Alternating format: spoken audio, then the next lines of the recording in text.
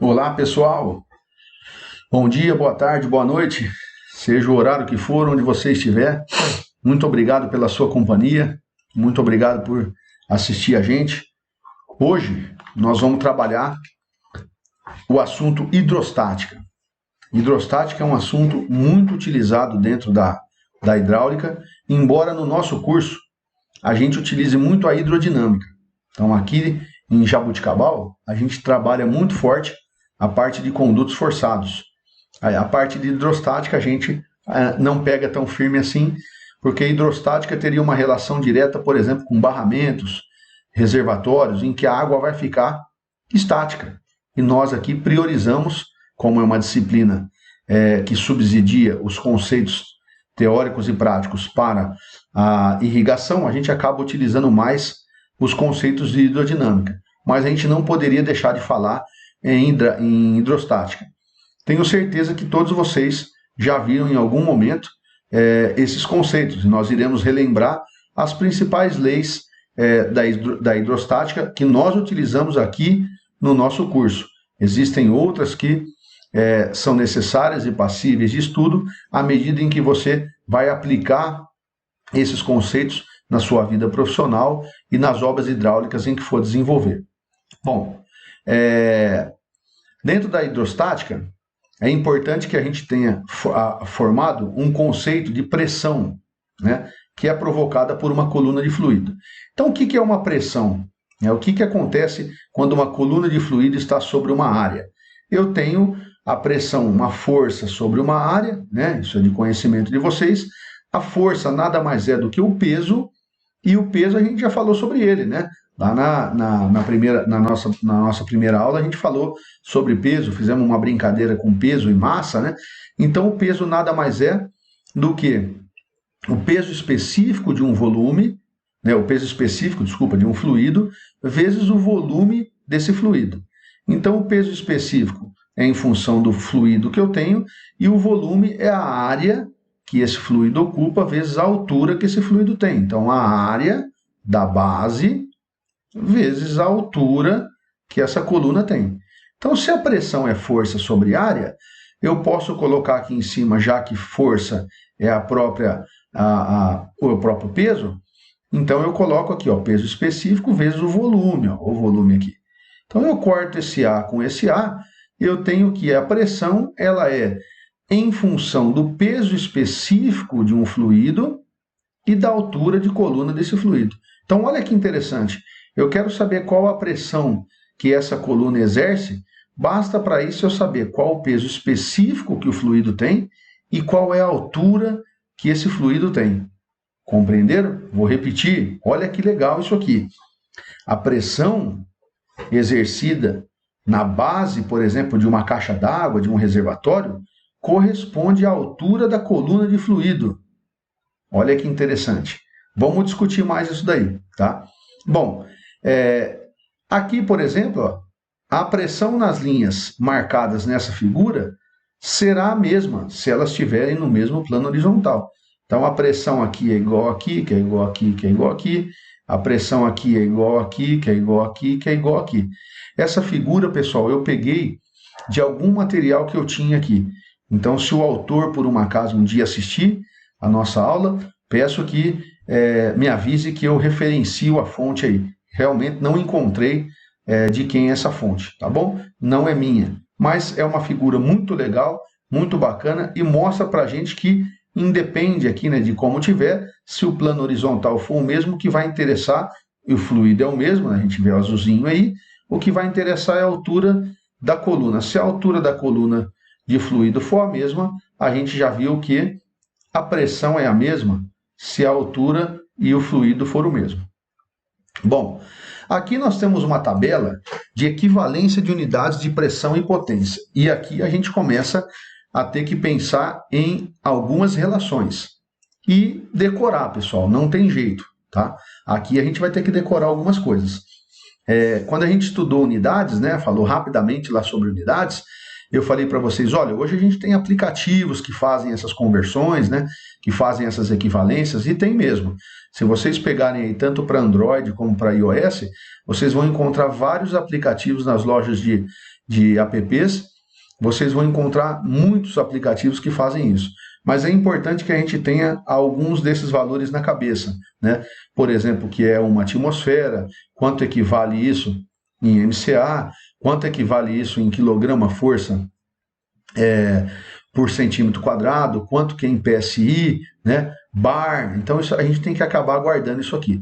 Quando a gente vai trabalhar, por exemplo, com plantas, né? Vocês devem ter visto na fisiologia que a gente já vai trabalhar com pressões já a nível de megapascal. Aqui não. Aqui a gente vai ficar ali restrito no máximo a quilopascal, né? Megapascal já são pressões que vão tender aí a fisiologia, né? Vasos condutores de menor diâmetro e assim por diante. Então é muito interessante que a gente tenha essa tabela, claro, não precisa dela toda na cabeça, mas algumas relações são importantes. Principalmente na hidráulica, eu indico para vocês MCA, quilograma-força, então cuidado, ó, quilograma-força por centímetro quadrado, quilograma-força por metro quadrado. Percebam que aqui é a mesma unidade quilograma-força, né? É o peso aqui, só que na verdade a unidade de área é diferente. Então, muito cuidado com isso. Nós vamos ver alguns equipamentos, são chamados de manômetros, que eles vêm com unidades, às vezes até 2 unidades dentro do mesmo equipamento. Então, a gente precisa saber uma delas e a relação entre elas. Quando você vai encher o pneu do seu carro, o fabricante, o frentista, ele não fala para você quanto você vai colocar de MCA, né? Ele fala quanto você vai colocar de libras, né? Ou quantos PSI você vai colocar. Se você for falar com alguém da área de compressores de ar, por exemplo, seco, né? Eles já vão falar em escalas de PSI. Então é importante que a gente saiba essas unidades. Potência, por exemplo, é muito interessante também a gente saber as equivalências que tem de potência. As fórmulas de potência, muitas delas utilizam dividir, né, a vazão e a pressão por 0,75. Por que eles fazem essa divisão? Justamente para poder passar a unidade de quilowatt, vai passar para CV, né, ou HP, ok? Então, normalmente isso aqui é feito e a gente vai falar bastante sobre isso aqui, tá certo, pessoal? Ocasionalmente aí a gente vai acabar daqui para frente praticamente todos os dias falando em unidades de pressão. Bom, como é que eu posso definir a hidrostática? A hidrostática é a estática dos fluidos, é a parte da mecânica que vai estudar um fluido em equilíbrio, ele está em repouso, né? E as forças que atuam nele, quando ele está submerso, por exemplo. E o que é um fluido? A gente já falou disso, né? Tecnicamente, qualquer substância que se deforma continuamente sob a ação de uma força tangencial independente da sua magnitude. Então, o fluido ele tem essa capacidade. Um jeito fácil da gente ver isso imaginem dentro de um caminhão-tanque, por exemplo, quando ele está com meio tanque cheio, né? Meio tanque de aqueles caminhões que carregam GLP ou vinhaça ou água mesmo, né? Esses caminhões pipa que a gente chama, quando ele está com meia unidade cheia ali, né? Ele está com meio tanque cheio, se ele pegar uma inclinação para o lado direito, o caminhão-tanque vai inclinar para o lado direito e a água vai ficar na mesma altura, né? Ele vai ficar ali ela não inclina junto com o caminhão, ela mantém a linearidade dela ali. Então o fluido ele tem essa capacidade. Se fosse sólido, não. O sólido praticamente ele iria tomar o formato que o caminhão teria, né? E aqui o líquido ele tem essa capacidade, né? Ele cede a essa ação tangencial. Bom, na hidráulica o nosso principal fluido é a água, né? É incompressível, ocupa todo o volume, né, no formato. Então, se você colocar água dentro de uma garrafa PET, ela vai ocupar o volume. A formação de uma camada livre, né, uma interface que a gente chama ar, atmosfera, né, então sempre vai ter um limbo ali entre o ar e a atmosfera. Aqui, se a gente quando vai fazer coleta de água, por exemplo, o laboratório fala, olha, a água, você não pode deixar um espaço de ar entre dentro da garrafa, então você tem que coletar a água até ela encostar na tampa, porque sempre vai ficar essa formação interface água-ar. Bom, existe um teorema na hidrostática, vocês já viram ele, que é o teorema que foi descrito aí por Simon Stevin, ou Stevin, né? E ele diz o seguinte, ele pega aquele conceito que a gente já sabe, que a pressão exercida depende da altura e do peso específico de um fluido, né? Então, se eu fizer lá o peso do volume sobre a área da base, eu corto A com A, vai sobrar que a pressão é igual ao peso específico vezes a altura do fluido. Então, se eu pegar o ponto 1, eu tenho que a pressão no ponto 1 nada mais é do que o peso específico do fluido vezes a altura de coluna que está sobre ele. Em contrapartida, se eu pegar o número 2, né, o ponto 2, significa o quê? Que a pressão no ponto 2 é o peso específico do fluido sobre a altura dele. Eu posso também fazer a diferença entre esses dois pontos, né? E a diferença vai ser o quê? A diferença de pressão entre eles. O peso específico do fluido é o mesmo. O fluido não vai mudar. É a diferença entre as alturas. Então, se eu for escrever isso, vai ficar assim, ó. Olha lá. A diferença de pressão entre o ponto 1 e 2 é o peso específico vezes a diferença de altura entre o ponto 1 e o ponto 2. Isso aqui é fácil da gente perceber com um experimento bem simples. Ah, olha aqui. Vou colocar para nós sempre esse manômetrozinho.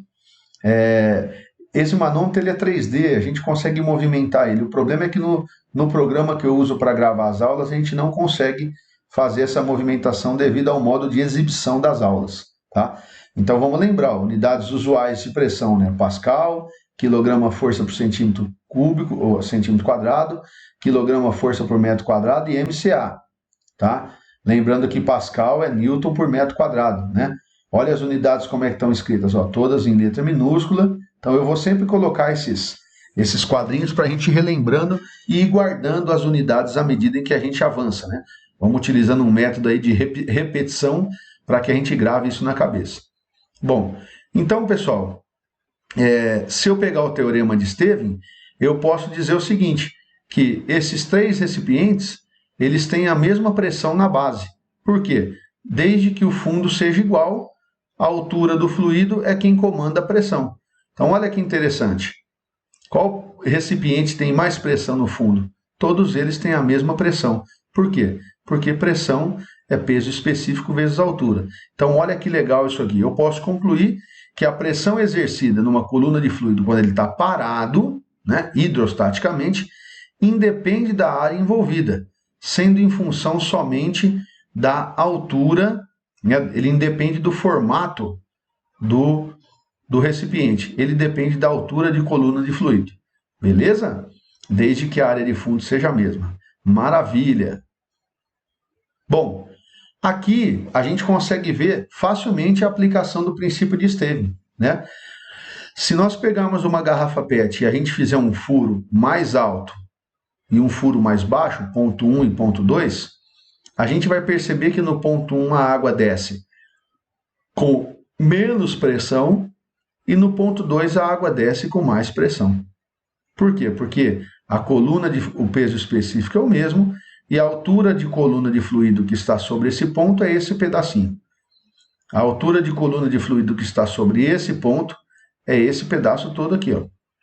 Então, à medida em que essa água vai diminuindo, né, essa coluna vai diminuindo, a pressão nesse ponto também vai diminuindo. Aqui dá para a gente ver isso nítido, ó. Eu tenho uma pressão menor aqui, uma pressão maior aqui, uma pressão intermediária nesse ponto entre esses dois locais aqui. Tá? Então, uma pressão menor, uma pressão intermediária e uma pressão maior. Bom, um outro princípio que a gente utiliza, e vocês já viram ele também, eu tenho certeza, é o princípio de Blaise Pascal. O que esse princípio fala para nós? Quando um corpo está submerso, as pressões, né, as pressões perpendiculares a esse corpo, elas se equivalem. Por isso que ele consegue ficar em repouso e submerso. E Pascal pegou esse princípio e formulou várias vários postulados que a gente utiliza bastante na hidráulica. E a gente vai relembrar alguns deles. Então, ele fala, em qualquer ponto no interior de um líquido em equilíbrio, a pressão é a mesma em todos os sentidos. Então, olha que legal. Ele está falando para nós que a pressão em 1 é igual à pressão em 2, que é igual à pressão em 3. Então, ele fala, se eu apertar isso daqui, a pressão exercida nesse êmbolo, aqui, aqui, aqui, aqui, aqui, aqui e aqui, serão todas as mesmas. Ou seja, as pressões aqui são iguais. Uma pressão aplicada a um fluido dentro de um recipiente se transmite sem variação, ou seja, a pressão é a mesma, a todo o fluido, bem como as paredes do recipiente de forma perpendicular. Então, se eu bater aqui com uma pressão, né, desde que esse fluido, essa garrafa esteja cheia, a pressão que vai sair aqui é a mesma intensidade da pressão que foi aplicada nessa ponta. E isso é o que acontece com uma seringa, quando eu imprimo o seu êmbolo, né? Então, a seringa cheia de fluido, quando eu imprimo esse êmbolo, ele vai impor a pressão de forma perpendicular e de mesma intensidade à parede da seringa. Eu posso comparar, então, com esse equipamento, né? Esse equipamento aqui é chamado de elevador veicular. Então, eu tenho aqui um pistão que é acionado por uma força. Normalmente, essa força aqui ela é oriunda de um compressor de ar. Eu aciono esse pistão, o fluido aqui dentro ele é vasocomunicante, né? Entre essa camisa e essa daqui. E aí, esse fluido, quando eu aperto aqui, ele vai imprimir essa força em todas as paredes, de forma perpendicular, e aqui eu ainda aumento um pouco a área. Vamos estudar o que é que acontece aqui. Tá? Então, observem que aqui eu tenho uma força sobre uma área, né, uma pressão, e aqui eu também tenho uma força sobre uma área. Então, observem que eu consigo imprimir uma força aqui e elevar uma força para o lado de cá, e vice-versa. Um outro conceito importante sobre pressão é a gente estudar quais são os tipos de pressão que a gente tem. E nós começaremos pela pressão atmosférica. A pressão atmosférica ela foi obtida, evidenciada, por uma experiência que Torricelli fez. Ele pegou uma cubeta, um tubo, encheu esse tubo de mercúrio e virou esse tubo de mercúrio sobre uma outra cubeta, sobre um outro recipiente. Quando ele fez essa experiência, ele percebeu que dessa cubeta que ele virou, né, que ele verteu, que tinha aproximadamente 1,20 m, parte do mercúrio saiu e, no entanto, essa coluna rebaixou-se e ela parou de rebaixar a uma altura de 760 milímetros de Hg. Ou seja, ela estava cheia, esse mercúrio que estava aqui, ele saiu e estacionou, né, a uma altura, estabilizou a uma altura de 760 milímetros de Hg. Com esse experimento, ele concluiu que isso só não saiu daqui de dentro porque aqui havia uma pressão que empurrava, né, esse fluido que fazia com que ele não saísse. Então, essa pressão igualou-se a essa. E ele, então, como o fluido manométrico era mercúrio, ele mediu essa altura e definiu, então, que a pressão aqui fora, que era igual à pressão que estava aqui, era de 760 milímetros de Hg. Essa experiência é uma experiência consagrada, vocês já devem ter visto isso em algum momento do ensino de vocês médio, né? E nos cursinhos também. Tá? Então, essa experiência aqui é uma experiência clássica feita por Torricelli. Essa experiência aqui, ela define para nós a pressão atmosférica a qual nós estamos submetidos, 760 milímetros de Hg. Nós vamos ver que essa unidade, né, a unidade dessa grandeza, ela vai sendo modificada à medida em que a gente vai discutindo em outros sistemas. Mas, originalmente, ele definiu que 760 milímetros de Hg correspondia à pressão de 1 atmosfera. E se esse tubo, né, se essa experiência, ao invés do tubo ter fluido mercúrio, se fosse água, qual seria a altura da coluna de mercúrio? Qual seria a altura da coluna que deveria ter ficado no tubo, né? Será que seria os mesmos 760 milímetros? Será que era mais? Será que era menos? O que vocês acham? O que vocês acham que pode ser? Eu acho que é mais. Por quê? Bom, se nós já vimos lá atrás que a densidade do mercúrio é maior do que a da água, né? O peso específico do mercúrio é maior do que o da água, é claro então que uma coluna de mercúrio de 760, como ele é mais pesado, né? A água faria uma coluna um pouco maior. Eu penso assim. E vocês? Façam suas apostas. Bom, pessoal, na verdade é isso mesmo, né? Se nós pegarmos 76 milímetros, né? Ou 0,76 metros de mercúrio e multiplicar pela densidade relativa do mercúrio, 13,59 aqui em relação à água, né? Nós temos que a coluna de água seria de 10,33 metros de coluna de água. E é então que aparece esse nosso conceito, né? Essa nossa unidade. Então, muito utilizada na hidráulica, muito mesmo. Então, nós já vimos, uma atmosfera equivale a 760 milímetros de HG, que equivale, por sua vez, a 10,33 metros de coluna de água. E se a coluna tivesse 1 centímetro de área? Vamos ver? Então, a altura seria 10,33 metros de coluna, né, em 1 centímetro quadrado de área. Nós já vimos isso, né? Que a pressão, nesse caso, seria em função do peso da coluna, o peso 10 a terceira quilograma-força por metro cúbico, né? Então 10.000. Então aqui vezes uma área em metros quadrados, que nós temos aqui, tá? Quilograma, eu teria 1,033 quilograma-força atuante aqui, né? A altura da coluna vezes o peso específico aqui. Bom, o volume, né, na verdade, vezes o peso específico. Então, a pressão seria 1,033 por 1 centímetro quadrado. Daí vem a pressão que a gente discutiu lá atrás, ó. Tá vendo? Então, olha só. Vamos relembrar. Uma atmosfera, 760 milímetros de HG, 10,33 MCA, 1,033 quilograma-força por centímetro quadrado. Vamos amenizar isso aí, tá? Vamos abreviar, vamos facilitar um pouco, tá?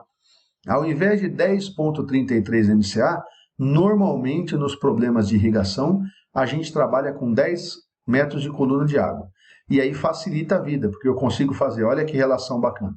760 milímetros de HG equivale a 1 atmosfera, que equivale a 1 quilograma-força por centímetro quadrado, que equivale a 10 MCA. Vê como é que melhorou já? É assim que a gente vai guardando a unidade na cabeça. Opa, coloquei aqui de novo, olha lá, nossa tabelinha aparecendo. Então, 760 milímetros de HG equivale a 1 atmosfera, que equivale a 10 metros de coluna, que equivale a 1 quilograma-força por centímetro quadrado. Bom, aqui existe, eu apresento para vocês, algumas outras unidades de pressão que a gente já viu lá atrás, naquela nossa tabela, mas só para a gente relembrar aí, né? Então, é comum, às vezes, vocês encontrarem uma atmosfera chamada de 760 torr, tá? Mas eu prefiro utilizar uma atmosfera. Então, as relações são uma atmosfera 760 milímetros, 10,33, 1,033. Aqui eu faço até uma brincadeira. Tem gente que fala assim, hoje eu estou me sentindo pressionado. Todos nós, todos os dias, enquanto aqui estivermos, estamos sendo pressionados por, no mínimo, uma coluna de 10,33 metros de coluna de água, né? É como se você tivesse sobre a sua cabeça 10,33 metros de tubo de PVC, por exemplo. Então você tem ali uma pressão. Então todos nós, independente de mais tranquilo que a gente esteja no dia, a gente está submetido a uma pressão. E é muito interessante a gente fazer isso, porque a gente pode usar isso como vários exemplos, tá? Vamos pegar um jogador de futebol. Um jogador de futebol ele está submetido a uma pressão aqui, e quando ele vai para um lugar mais alto, por exemplo, o Equador ou qualquer coisa do tipo assim, ele sente dificuldade em respirar. Então é necessário que até ele vá alguns dias antes para que ele consiga ajustar, né, o seu sistema respiratório, a sua fisiologia, àquela condição de pressão atmosférica. Então, aí a pergunta que eu sempre faço, a brincadeira que eu faço na sala de aula é: quem é que faz a gente respirar? É o nosso pulmão? É o nosso nariz? Ou é a pressão atmosférica? E aí os alunos ficam assim: é o nariz, é o pulmão, né? Na verdade, não. Quem faz a gente respirar é a pressão atmosférica. É a mesma coisa da experiência de Torricelli, né? Então eu tenho a pressão, é claro que os órgãos têm que estar funcionando, né, pessoal? Mas o que faz o ar entrar para dentro do meu sistema respiratório é a pressão atmosférica a qual eu estou submetido. Porque se não fosse assim, quando um jogador saísse daqui e fosse para o Equador, por exemplo, ele não trocou o pulmão e não trocou o nariz. É a mesma coisa, né? No entanto, ele sente dificuldade para respirar. Por que ele sente essa dificuldade para respirar? Porque a pressão, à medida que você sobe, a pressão atmosférica diminui, a gente vai ver daqui a pouco. Então você tem menos ar entrando ou sendo empurrado para dentro do seu sistema respiratório. Porque se assim não fosse, ele não sentiria diferença nenhuma. Então, uma forma que a gente tem de fazer essa relação, tá? Bom, aqui, ó, lembrando vocês, né, 14,69 PSI é libra por polegada ao quadrado, tá? Uma unidade muito usada em abastecimento de calibração de pneus, né? Então, a pressão atmosférica, ela vai variar com a altitude, né? E ela varia inversamente proporcional. Então, à medida em que eu subo na altitude, eu diminuo a pressão. Situação que nos remete à discussão que eu acabei de fazer com vocês. Então, essa proporcionalidade é na ordem de 85 milímetros de mercúrio a cada 1.000 metros que você sobe, praticamente zerando, quando a gente está a 9.000 metros de altitude, ok? Bom, é importante, pessoal, a gente também estudar as escalas de pressão. Então, a gente vai relembrar aqui alguma coisa nesse sentido, tá? Bom, as grandezas sempre têm que ser expressas em função de um referencial. Aqui eu faço uma brincadeira que o meu saudoso orientador, professor Everardo Chartuni Mantovani, de Viçosa, fazia. Ele falava assim: mãe, eu tô bonito? Quando você vai sair de casa, né? Ele falava pra gente: o que você falou pra sua mãe? Você fala: mãe, eu tô bonito? Aí ela pega e fala: claro, meu filho, você tá lindo, você tá maravilhoso. Mas no fundo, ela não tem nenhum referencial, porque se ela tivesse, de repente ela falaria: olha, em relação ao ator fulano de tal, você está mais ou menos. Em relação ao outro, você está lindo, né? Então, depende muito do referencial que você tem. E aqui nas escalas de pressão, a gente também tem que ter um referencial. Então, os dois referenciais que a gente tem é o vácuo absoluto, que a partir dele a gente obtém a pressão absoluta, e a pressão atmosférica. A partir desse referencial, a gente obtém a pressão relativa, também chamada de barométrica. Essa pressão a gente vai utilizar bastante, né? Bom, a pressão absoluta ela é menor do que a pressão atmosférica no local, né? Menos o vácuo. Então eu tenho como encontrar a pressão absoluta aí. Bom, o que é vácuo? O vácuo, relembrando, é a ausência de matéria, né? De volume, espaço, no volume, no espaço, na energia, né? E na hidráulica, o vácuo energético ele é parcial, né? Em função de pressões.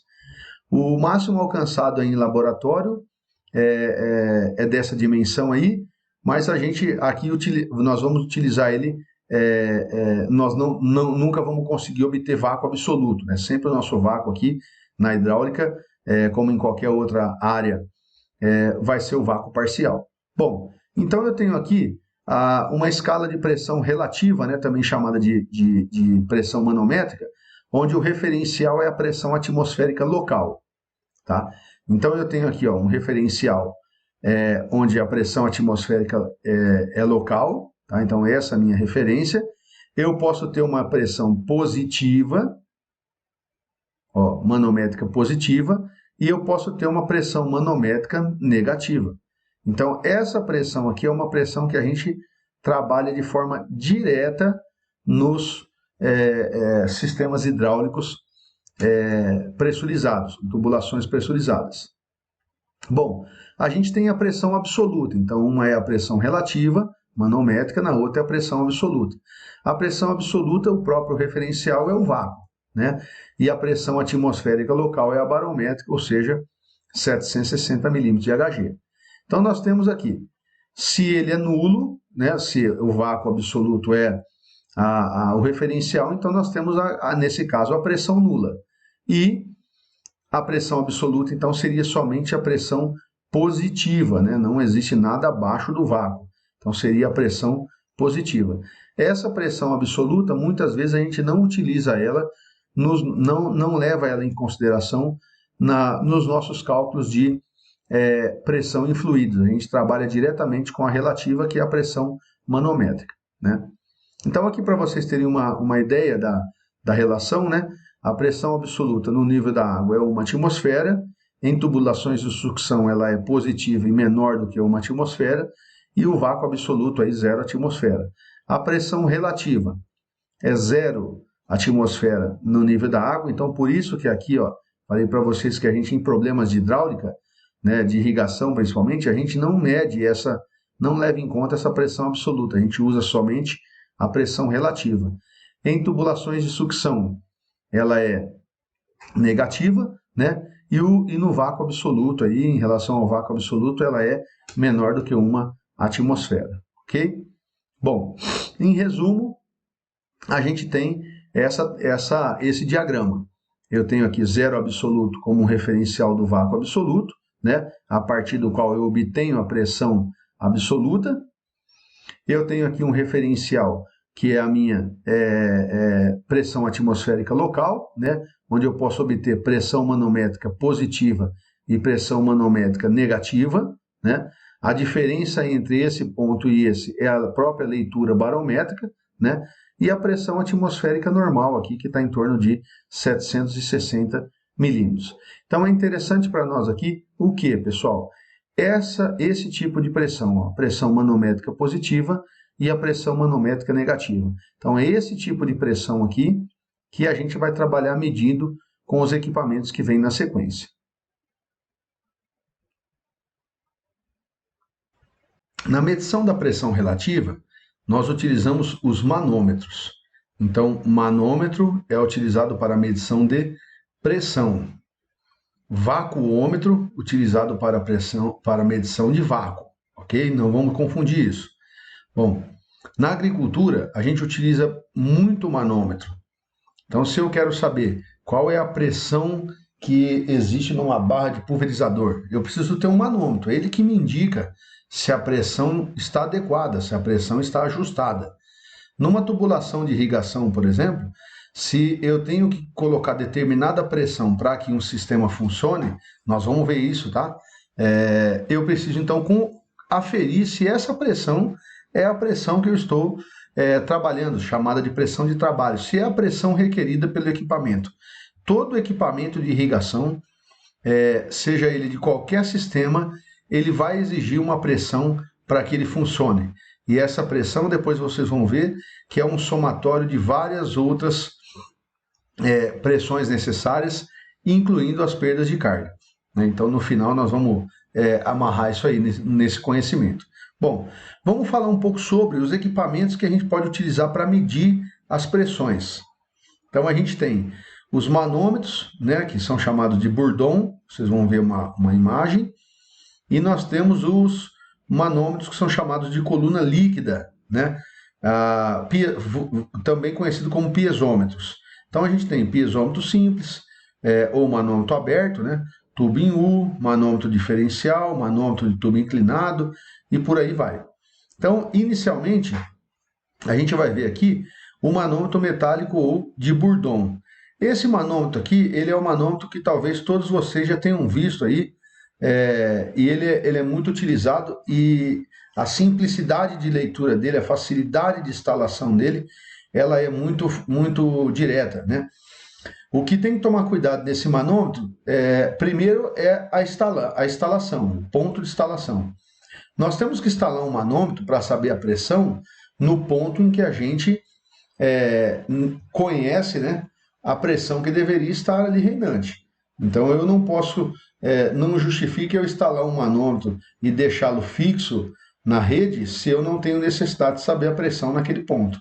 Muitas vezes a gente instala esse manômetro com conexões de engate rápido, chamada de plug and play. Como é que a gente faz essas ligações? É como a gente faz para encher o pneu da bicicleta, encher o pneu do carro. Aquele bico que você, aquela peça que você coloca, né, pressiona contra o bico da câmara de ar ou do pneu radial, aquele bico, aquela peça que você pressiona, ela pode ser utilizada inclusive em tubulações de água. E aquele bico de pneu, ou de câmara, ou de roda, ele também pode ser utilizado em tubulação de água. Por incrível que pareça, pessoal, ele não deixa vazar a água, ok? Se não passa ar, também não passa água, tá? Então a gente pode utilizar ele como uma forma, um auxílio na medição. Então eu não preciso que o manômetro fique estacionado, parado no lugar em que eu vou medir a pressão. Eu posso, com um único manômetro, medir pressão em vários locais, desde que eu chegue e plugue ele naquele ponto em que eu quero saber. Outra coisa importante são as relações de unidade. Olha elas aqui, ó. Esse manômetro ele está graduado em PSI na escala preta, que está para o lado de fora, e ele está grafado em bar, né, calibrado em bar na escala vermelha. Então, eu tenho que saber primeiro a pressão que eu tenho que ter e ajustar as unidades. Se eu não tenho uma tabela de conversão, eu tenho que fazer isso por análise dimensional, como a gente fez nas aulas passadas, né? Então, aqui eu tenho que ver qual é a escala de pressão. Se eu estou lendo em PSI e o fabricante do equipamento de irrigação me deu a pressão em bar, eu vou ter um problema. Então, se eu entendo que 5 é igual a 0,5, eu tenho um problema. Né? Existe uma diferença entre 5 PSI e meio bar. Tá? Então, eu tenho que observar e tomar muito cuidado com isso. Outra coisa é o fundo de escala que a gente chama. Né? Então, por exemplo, esse manômetro ele vai de 0 até 30 PSI. Então, se eu estiver medindo uma tubulação que ela vai dar acima de 30 PSI, eu não posso utilizar esse manômetro. O ponteiro dele não pode dar uma volta aqui completa, tá? Então, o ideal é que esse manômetro, eu pegue um manômetro que tenha um fundo de escala maior do que aquela pressão máxima que eu vou ter na minha rede. Por que isso é importante? Se nós olharmos dentro de um manômetro desse, a gente vai ver que essa medição feita no ponteiro aqui, ela nada mais é do que o deslocamento de uma mola que está aqui, ó. Então, quando a pressão entra aqui e empurra essa mola aqui dentro do corpo do manômetro, ele vai empurrar essa alavanca aqui, ó. E essa alavanca vai mexer esse sistema de engrenagem e o ponteiro vai, então, diminuir a pressão ou aumentar a pressão em função da deformação dessa mola. Então, se essa mola for mais deformada do que ela suporta, você vai ter leituras erradas aqui. Então, cuidado com o fundo de escala do manômetro. Outra dica que eu dou para vocês existem manômetros que são secos e manômetros que são glicerinados. O que é isso? Então aqui a gente tem um manômetro seco, tá vendo? Ele não tem nenhum fluido aqui dentro no qual o ponteiro está mergulhado. Normalmente esse manômetro seco, sem fluido aqui dentro, ele é um manômetro utilizado em situações onde eu utilizo sistemas hidráulicos pneumáticos, cujo fluido é o ar. Nesse nosso caso de irrigação, por exemplo, a gente utiliza, a maioria das vezes, tubulações com água, né? Então, esse manômetro aqui, ele fica, ao ser instalado numa bomba, por exemplo, ele trepida muito, porque essa bomba fica durante muito tempo bombeando água. Então, como ele trepida, se esse ponteiro ele estiver seco, esse manômetro você corre o risco de perder ele, porque esse ponteiro vai quebrar, ele vai se danificar com a vibração. Quando eu uso um manômetro glicerinado, esse ponteiro ele fica como se estivesse nadando, né, imerso ali naquela glicerina. Então evita que a trepidação cause a quebra precoce desse ponteiro, tá? É possível também hoje a gente encontrar manômetros digitais. Então esse aqui já é um manômetro digital. Em alguns deles eu posso inclusive trocar a escala de leitura, né? Então as coisas evoluíram bastante. Um manômetro desse, por exemplo, glicerinado, hoje ele vai custar na faixa para uso em irrigação, que a gente fala aí até uns 60 MCA por aí, ele vai custar na faixa de uns 75 a 80 reais. Tá? Então é importante que todo o sistema irrigado tenha a utilização de um manômetro. Os que nós vamos ver daqui para frente são manômetros já mais antigos, mais utilizados hoje em pesquisas, mas em campo o manômetro de Bourdon é um dos manômetros mais utilizados, seja ele assim ou na forma digital. Um outro tipo de manômetro que a gente usa é chamado de piezômetro. Ele é um manômetro muito simples. Ele é um medidor em que aqui está uma tubulação, eu perfuro essa tubulação, eu faço um furo e eu insiro aqui, por exemplo, um tubo transparente. Esse tubo transparente, então, ele vai fazer com que a pressão que está aqui, o fluido é o mesmo, né? É água aqui dentro e água aqui, por exemplo, essa coluna vai se elevar. Então, qual é a pressão? A pressão é o peso específico da água vezes a altura da coluna. Então, eu sei aqui dentro qual é a pressão que existe, uma vez que ele subiu a altura da coluna aqui. É mais ou menos a experiência de Torricelli. É claro que como a densidade da água, quando comparada com a de mercúrio, vamos sempre fazer uma comparação, ela é menor, esse tipo de piezômetro ele tem uma restrição de medir pequenas pressões, e claro, positivas, né? Porque se você fizer, lembra da experiência de Torricelli, se ela fosse feita com água, essa coluna teria 10,33 metros. Ou seja, se aqui dentro tivesse 1 kg de pressão por centímetro quadrado, essa coluna teria 10 metros, ou seja, o teu piezômetro precisaria de uma estrutura metálica, né, uma torre metálica, para poder segurar ele e você fazer as leituras. Então, as pressões aqui têm que ser pressões pequenas e positivas.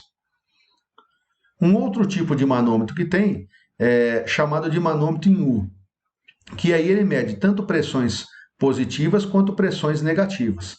E qual que é a diferença dele entre o manômetro que a gente viu anteriormente? Dentro dele existe um fluido manométrico, né? Então ele já é possível utilizar ele com fluido manométrico, cujas densidades são diferentes do fluido que você está escoando na tubulação. E além disso, a gente tem aqui, por exemplo, olha, então eu quero saber qual a pressão nesse ponto, eu tenho o peso específico do fluido, pode ser mercúrio, por exemplo, o que for, e eu tenho aqui um menos H, né? Por que menos? Porque esse fluido está empurrando a pressão aqui dentro, então eu computo ele como menos H, mas continua sendo a mesma relação, né? O peso específico do fluido vezes a altura da coluna de água é a pressão que vai existir em A. Bom, aqui nós temos um outro tipo que é o manômetro tubo em U, né, com o líquido manométrico aí, o mercúrio, né? E geralmente o mercúrio. Então, olha só, as pressões maiores, positivas ou negativas, né? Eu consigo utilizar aqui esse fluido manométrico mercúrio. Então, o que vai acontecer aqui? A pressão em C vai ser igual a pressão em D, assim que eu deduzo a equação do manômetro. Vocês já encontram as equações prontas, é claro, mas eu posso deduzir. Então, a pressão em C é igual a pressão em D. Por quê? Baseado no princípio de Stevin, dois fluidos que estão na mesma profundidade têm a mesma pressão, né? Então, como aqui eu tenho um fluido e aqui é o mesmo fluido, esse ponto e esse ponto teriam a mesma pressão. Bom, eu costumo brincar o seguinte, coloca a cabeça aqui embaixo, ó. Coloca aqui a cabeça.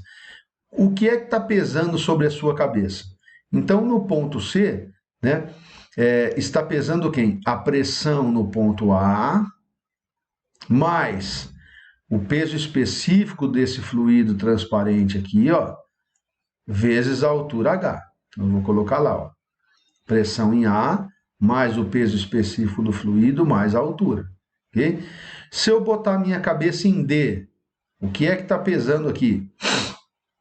O peso específico do fluido manométrico vezes a altura do fluido manométrico.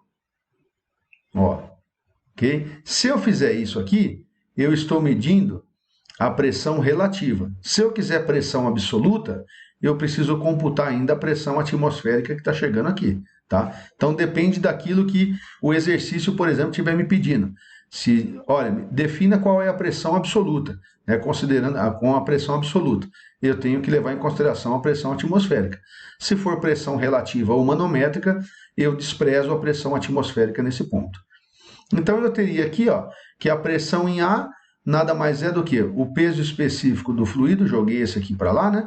O peso específico do fluido manométrico vezes a altura dele, menos o peso específico do fluido transparente aqui, vezes a altura H dele. Se eu quiser isso em termos absolutos, basta eu somar a pressão atmosférica que está agindo nesse ponto aqui. Então, tudo depende de qual tipo de pressão que eu quero. Por isso que a gente viu lá atrás os diferentes tipos de pressão e os seus em função dos seus referenciais, né?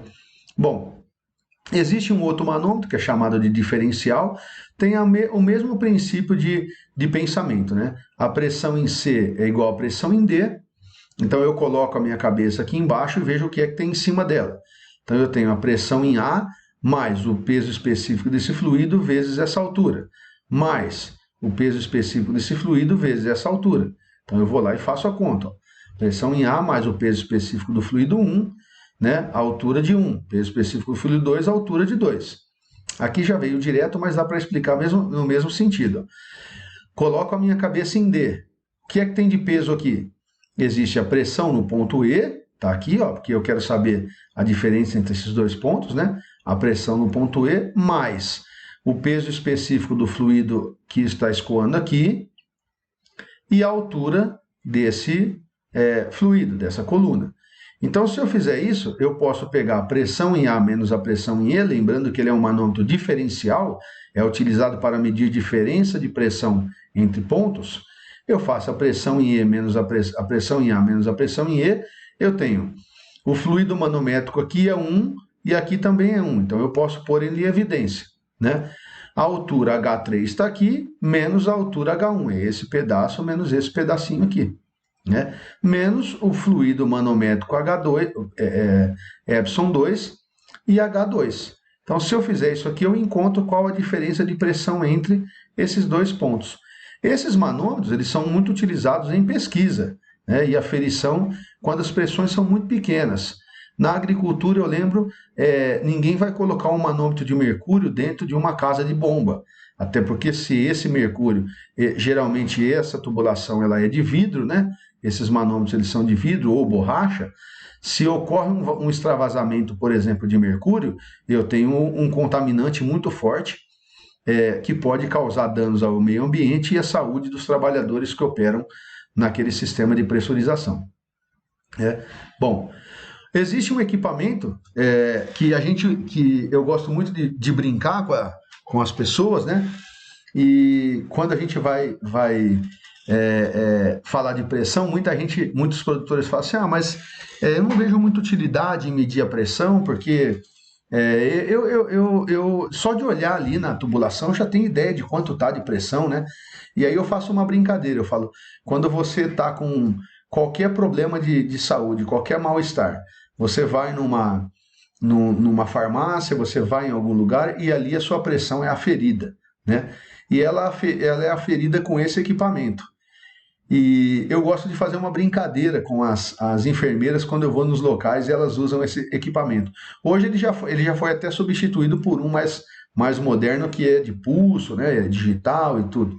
Mas eu costumo brincar, falar para elas assim: qual é o nome do equipamento que você utiliza para medir a minha pressão? Qual é o nome desse equipamento aí? E algumas delas, por incrível que pareça, não sabem qual é o nome dele. O nome dele é esfigmomanômetro, ou tensiômetro. E elas vão falar esse nome para vocês, ó, manguito. Normalmente elas chamam ele de manguito. Quando elas acertam o nome dele, você ainda pode fazer outra brincadeira. Ela vai falar para você assim: sua pressão está ótima, sua pressão está 12/8. O que ela quer dizer com isso?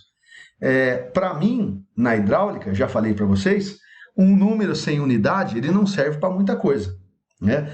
Então, uma segunda brincadeira que eu faço é: olha, você acertou o nome do equipamento, é o esfigmomanômetro mesmo, vulgarmente chamado de manguito. E qual a pressão que eu estou? Ela falou 12/8. Aí você pergunta: em qual unidade? Aí é a hora da porca torcer o rabo, né? Porque às vezes ela não tem ideia da unidade. Há um mês e meio atrás, eu fui numa doação de sangue e eu perguntei isso para a moça. E ela virou para mim e falou assim: é 12/8 milímetros de Hg. E aí eu falei: puxa vida, que bacana, né? Então ela tem ideia, né, de que essa medição é feita em milímetros de mercúrio, ou em centímetros de mercúrio, né? Aí eu peguei e falei para ela assim: e o que é o Hg? Ela: não sei. Então a gente tem vários problemas quando a gente faz uma arguição dessa, né? Primeiro, algumas das pessoas não sabem o nome do equipamento que estão usando, que é esfigmomanômetro. Num segundo momento, sabem qual é o nome dele, mas não sabem qual é a unidade do número que ele fornece, né? 12/8 centímetros de mercúrio. E num terceiro momento, não sabem qual é o significado do Hg, que é o milímetro de mercúrio, né? Que é o símbolo do mercúrio. Então, é uma brincadeira que eu faço para descontrair, até porque eu não gosto de ficar medindo pressão, e geralmente quando a gente vai no hospital a nossa pressão aumenta, né? Você já deve ter sentido isso, e eu dou risada com elas quando isso acontece, né? E eu poderia perguntar para continuar a brincadeira, mas aí eu acho que não valeria a pena, porque depois a agulhada poderia ser pior, né? Então eu poderia perguntar assim para ela: 12/8 centímetros de mercúrio? Aí ela fala: sim, é isso. Eu falo: e se fosse em coluna de água? Percebam, eu mudei completamente, né? Na verdade, a grandeza é a mesma, é pressão, mas eu mudei a unidade. E aí, se eu fizer essa pergunta, provavelmente eu vou tomar uma baita agulhada, né? E não vou sair muito satisfeito do lugar. Só que para isso basta simplesmente eu pegar, como a gente fez, lembra, em Torricelli, né? A gente pegou 0,76 metros, que é 760 milímetros de Hg, multiplicou pela densidade lá de 13,6 aproximadamente do mercúrio, e a gente obteve 10,33 metros de coluna de água. Aqui não seria diferente, você pegaria aqui 12, né, transformaria aí para metros, vezes, ou poderia deixar em centímetro mesmo, vezes o peso específico do mercúrio, você teria quantos metros de coluna d'água, ou centímetro de coluna de água, você teria aqui, né, nessas unidades. Essa brincadeira, para a gente descontrair, é para vocês verem que o importante é medir a pressão. Então, o fato dela dizer para você que sua pressão está 12/8 te tranquiliza. Nós, na hidráulica, também vamos ficando tranquilo quando a gente conhece a pressão de funcionamento dos equipamentos. Porque vocês vão ver daqui para frente que a vazão de um orifício, a vazão de um bocal, a vazão de um aspersor, a vazão de um bico de pulverizador, a vazão de um motor, a vazão de um bico injetor de um motor, ela está diretamente relacionada com a pressão de injeção nesse sistema. Se a pressão cai, vocês vão ver que a vazão também vai sofrer uma variação. Não vou adiantar nada agora, vou deixar no suspense aí para a gente discutir junto ocasionalmente, ok? Então, depois disso, né, tentei simplificar ao máximo aí a nossa aula. Muito obrigado a vocês pela presença, pelo contato aí, né? Muito obrigado por ter assistido. Espero que estudem, que façam os exercícios, que tirem suas dúvidas. Quero pedir para vocês aí divulgar os vídeos, né, para outras pessoas. Volto a dizer que aqui eu tenho tentado abordar o conteúdo de uma forma bem simples, tentando não ser muito superficial, mas fazendo com que vocês se interessem pela hidráulica. Não adianta muito a gente se aprofundar em algumas coisas aqui, sendo que o que realmente precisa ser utilizado na irrigação, a gente tem percebido que vocês não têm conseguido levar, né? Então, a ideia é que a gente faça uma coisa mais light aqui e que a gente subsidie depois uma melhor compreensão lá na disciplina de irrigação. Existem no YouTube vários outros professores e profissionais discutindo hidráulica com muito mais profundidade, com muito mais maestria do que eu, mas volto a enfatizar que no nosso caso esse curso tem a finalidade de atender a disciplina de hidráulica do curso de Engenharia Agronômica da Unesp de Jaboticabal, da qual eu sou o docente responsável, e preparar os alunos para a disciplina de irrigação, da qual eu sou um dos responsáveis também, no próximo semestre. Ok? Então, obrigado pessoal, valeu, tudo de bom para vocês, saúde, paz e até o nosso próximo encontro. Valeu!